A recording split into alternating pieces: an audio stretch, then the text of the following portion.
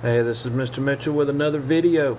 Here are the questions at the beginning. You can go ahead and write those down, and I'll get to the regular part in just a moment.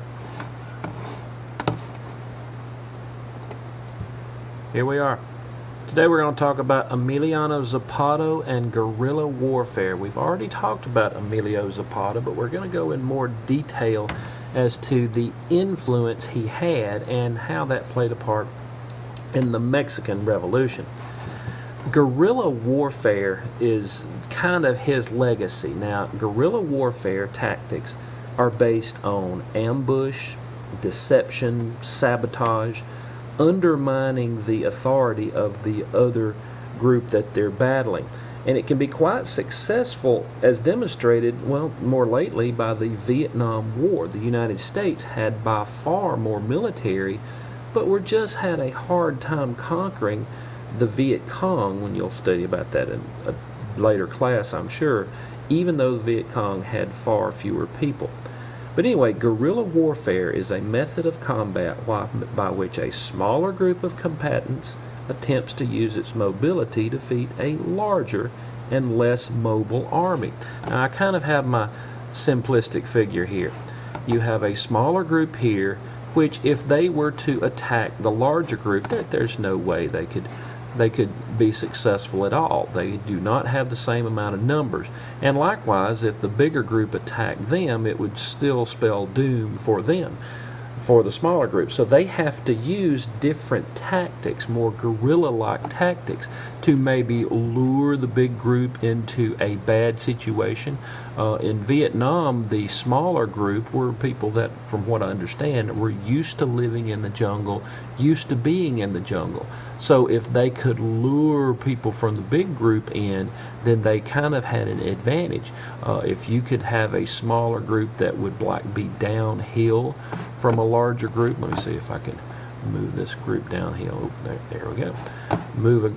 Could be downhill from a larger group, then they could lure them in with one or two people, and then have the others around back and kind of pick them off, kind of like a sniper fashion. I know this is probably not what you had in mind when thinking about this class, but I mean that's part of warfare.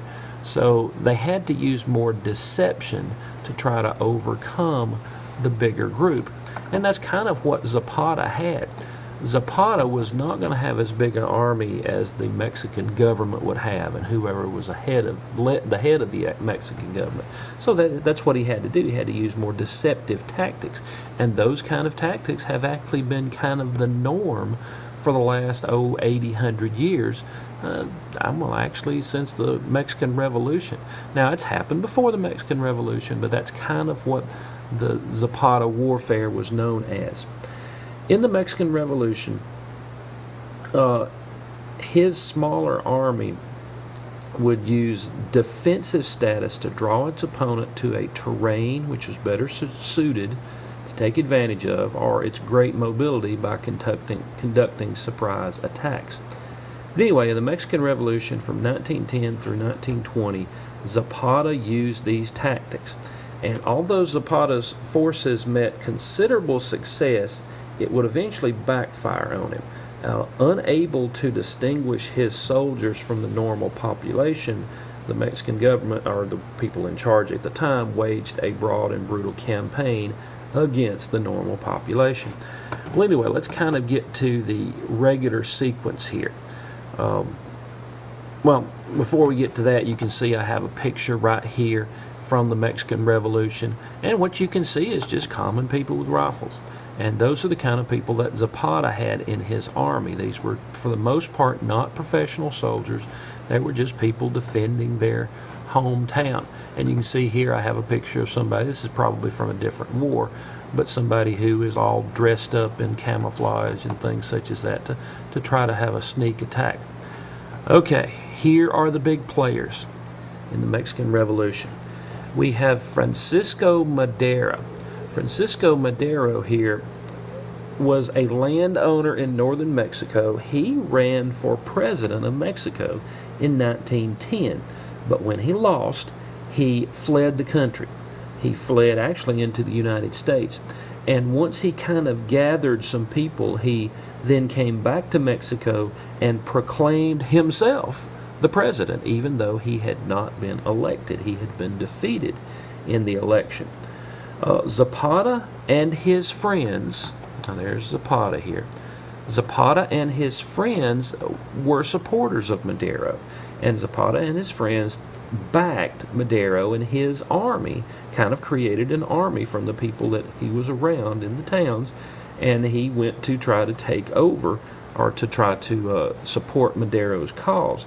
And they actually took over a city and closed the roads to the capital, Mexico City, and a week later the person who had won the election over Madero just kind of left. He left out of the country and appointed somebody else president, and Zapata, with 5,000 men, entered the state capital in Morelos.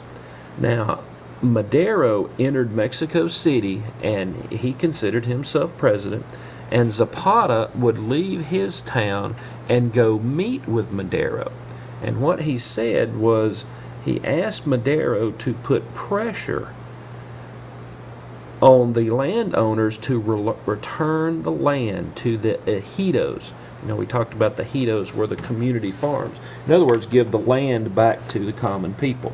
What do you think Madero decided to do? He said no. He said he was not going to do any such thing. Madero was elected president shortly thereafter in 1911 officially. Zapata met with him again, but still was not able to convince him to give land to the poor people, to break up the haciendas. So Zapata and some others came up with this plan of Ayala, which declared that Madero, right here, was incapable of being the president. He could not fulfill the goals of the revolution, and they vowed, Zapata and his friends vowed, to return the stolen land to the ejidos, and they said they would give the hacienda owners back a third of that land, and if the owner refused to give it up, they would take all the land. In fact, Zapata adopted the slogan, Tierra y Libertad, which is land and liberty. Of course, of his campaigns, in the course of his campaigns, Zapata took over lands and distributed these lands from the haciendas, and he burned them without compensation. He backed down on his original plans. He then ordered executions and dished out the land to the poor people, kind of a modern day Robin Hood, you might say. His forces avoided battle directly and used guerrilla tactics, and they were called the Zapatistas.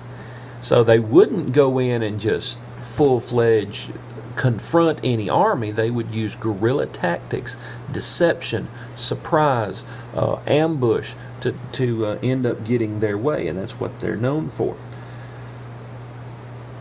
His forces were composed entirely of peasant farmers that were turned soldiers. Now, one of his techniques was he didn't give them a uniform. That way, these people would easily blend into the general population after an operation was completed. He would have young soldiers called dynamite boys.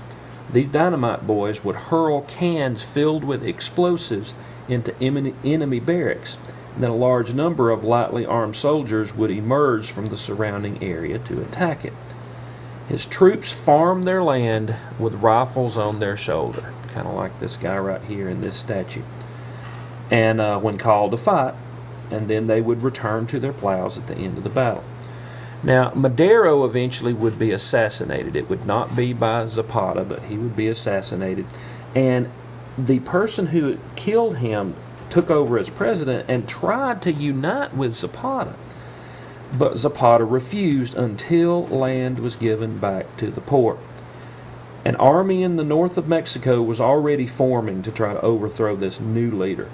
And it turns out from then on till about 1920, the three big leaders of the revolution were Carranza, and I don't know why I don't have his name here, but Carranza, C-A-R-R-A-N-Z-A, Pancho Villa, which is right here, and of course Zapata. Villa wouldn't meet with Carranza. Villa would refuse to meet with Carranza, but as you can see here, he did meet with Zapata. War broke out amongst armies. Zapata's army grew to 25,000 people. Villa and Zapata met and partnered to try and put a civilian in as president and to redistribute the land. Now, Pancho Villa here was in trouble with the United States government, but that was just part of being a renegade in the first place, to have trouble coming looking for you. Zapata was concerned with helping Mexican farmers not only in giving them land, but he established a rural loan bank. He established a bank just for the farmers and gave them credit. He also tried to reorganize the sugar industry into cooperatives. So he didn't just want to give them land and let them be. He tried to help them out financially. Meanwhile, the war continued. Zapata ordered the city of Puebla, occupied the city of Puebla, and won various battles.